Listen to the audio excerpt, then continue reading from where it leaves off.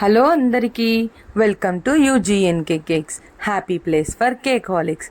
ఈరోజు ఒక different video మీ ముందరికి తీసుకొచ్చాను. మొన్న 6 కేక్ చేశాం కదా, అందులో గ్లాస్తో కట్ చేసిన పీసెస్ ఉన్నాయి కదండి, వాటితో చిన్ని కేక్ ఎలా చేశానో నేను చూపిస్తాను. జస్ట్ నార్మల్గానే దాన్ని 3 లేయర్స్గా కట్ చేసుకున్నాను ఒక్కొక్క దాన్ని.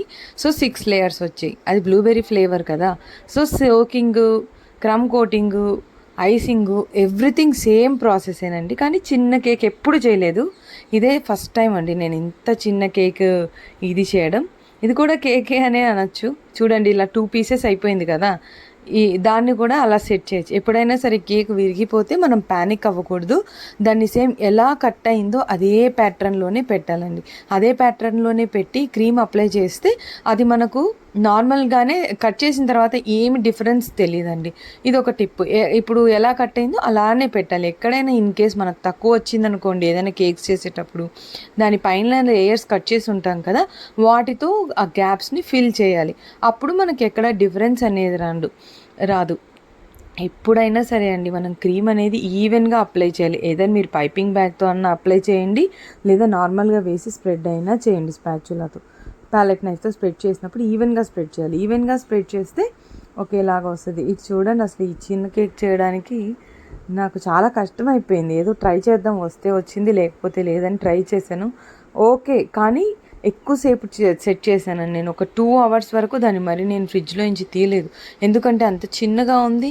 ఇలా క్రమ్ కోటింగ్ చేయడానికి కూడా బాగా కష్టం అయిపోయింది. కేక్ మొత్తం చూసారా ఎట్లా జారిపోతుందో, అది ఆ జారడం కొద్దిగా స్లాంట్ అయిపోయిందండి కేక్. అర్థం కాలేదు ఎందుకు స్లాంట్ అయిందనేది. సరేలే, ట్రైయే కదా అవి అనేసి చేశాను. చూడండి, బాగా సెట్ చేసి ఇప్పుడు చూడండి, ఇందాక క్రమ్ కోటింగ్ చేసేటప్పుడు కదిలింది, ఇప్పుడు ఫైనలైజింగ్ చేసేటప్పుడు కదలలేదు. సో కేక్ ఎప్పుడు ఎంత బాగా సెట్ చేస్తే మనకు కదలకుండా అంత ఒకే పొజిషన్లో ఉంటుంది. ప్లస్ నేను లేయర్స్ కూడా కదలకుండా మధ్యలో ఒక స్టిక్ పెట్టాను, ఊడింది. నార్మల్లేనండి, స్కీవర్ అది గుచ్చాను అనమాట, అంటే కదలకుండా ఉండడానికి. అక్కడికి ఓకేలాగే వచ్చింది. ఏదో ట్రై చేద్దాము, ఒక వీడియో తీద్దాము అనేసి తీశాను. నార్మల్గానే చేశాను దీని మీద. అంటే నాకు ఎల్లో పెడదాం అనిపించింది, ఎల్లో క్రీమ్ కొద్దిగా ఉన్నింది, అది అప్లై చేశాను అనమాట. జస్ట్ ఊరికి అలా పెటల్స్ లాగా అప్లై చేశాను నార్మల్గానే, అంతే.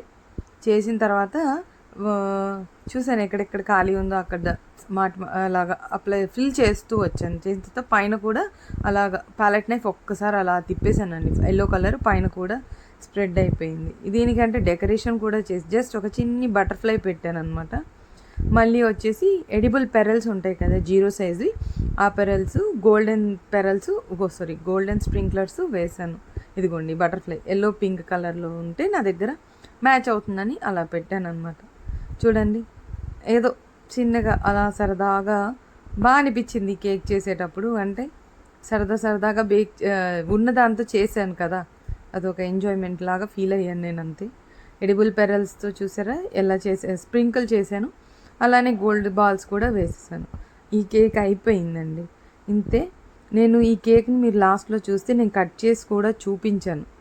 ఇది అయిన తర్వాత ఎంత సైజు వచ్చింది తెలుసా అండి? ఎగ్జాక్ట్లీ మనం నీళ్ళు తాగుతాం కదా గ్లాసు, సేమ్ అదే గ్లాస్ సైజులో ఉంది చిన్ని కేక్. చూడండి, ఇప్పుడు కట్ చేస్తున్న లేయర్స్ మధ్యలో కూడా క్రీమ్ అప్లై చేసింది, ఈవెన్గా ఉంది. మనం వేసిన ఫిల్లింగ్ కూడా కనిపిస్తుందండి. ఎప్పుడైనా సరే ఇలా ఫిల్లింగ్ కనిపించాలి, అప్పుడే మనం వేసిన క్వాంటిటీ కరెక్ట్. అండి కింద 2 లేయర్లకు మర్చిపోయాను కాబట్టి కనిపించట్లేదు, పైన 3 లేయర్లకి కనిపిస్తుంది. ఇవాల్టి వీడియో ఇదేనండి. ఇలాంటి మరిన్ని వీడియోస్ కోసం మీరు మన ఛానల్ లైక్ చేయండి, షేర్ చేయండి, సబ్స్క్రైబ్ చేయండి. కంటెంట్ నచ్చితే ఉంటానండి. బాయ్.